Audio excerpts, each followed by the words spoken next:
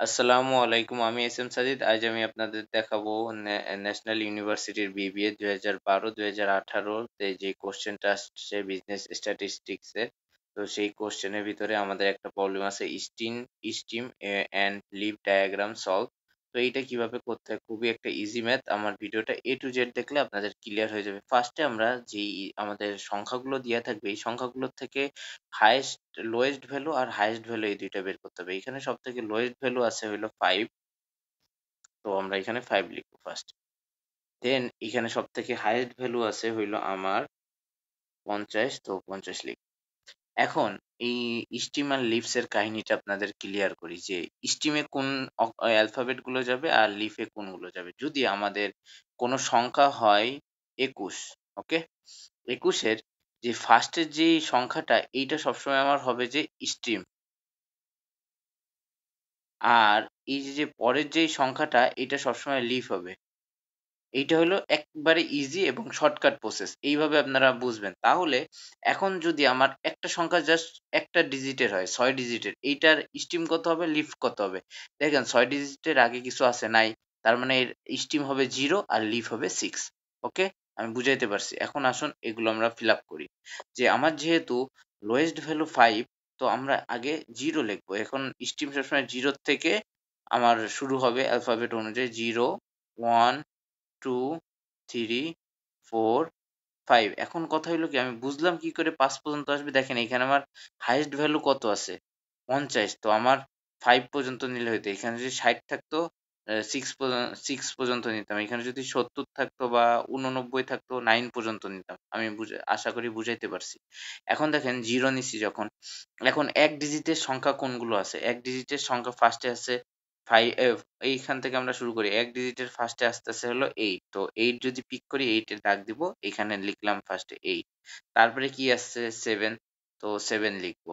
দেখেন এর আগে কিন্তু 0 বলে আমরা জাস্ট সংখ্যাগুলোই জাস্ট লিখবো। এরপরে আর এখানে আর কোনো 1 ডিজিটের সংখ্যা আছে? আরেকটা 5। এই যে 5, এই যে 5 লিখলাম।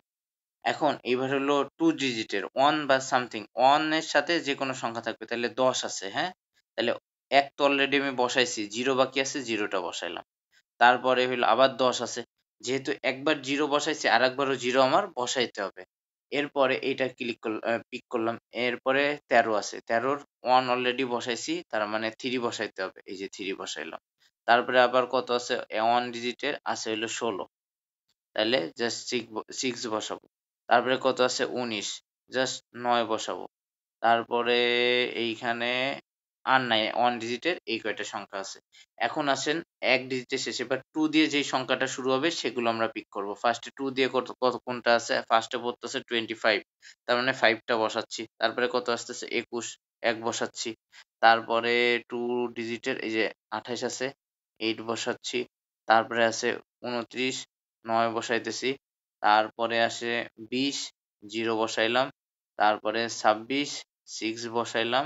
তারপরে 24, 4 বসাইলাম। এইভাবে করে আপনারা কেটে, কেটে করলে আপনাদের সুবিধা হবে কোনগুলো বাকি আছে, কোনগুলো আর কোনগুলো আমাদের কাউন্ট করতে হবে। এরপরে 3 ডিজিটের গুলো। তো এইখানে দেখেন সব শেষ। এই যে 3 ডিজিটের একটা পাইছি, 0। তারপরে কত পাইছি? আবারও 0। ৩ অলরেডি আছে এর জন্য আর ৩ বসাচ্ছি না। তারপরে 32, 3 আছে, 2 বসাইতেছি জাস্ট। তারপরে 33, এই যে 3 বসাইলাম।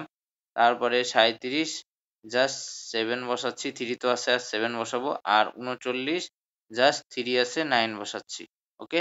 এরপরে হইলো 4 ডিজিটের গুলো আসবো। এইখানে আমার 4 ডিজিটের একটা পাইছি। 40, 4 আছে, জাস্ট 0 বসাইলে হইতাছে। তারপরে আর 42, তারপরে 2 বসাচ্ছি। এবার 5 ডিজিটের একটাই আছে।